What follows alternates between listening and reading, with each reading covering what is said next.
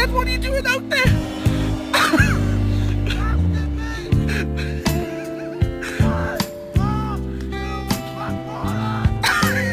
You're out on the lake, Elliot. Jump onto that. You're not gonna die, Elliot, in the water. Come on.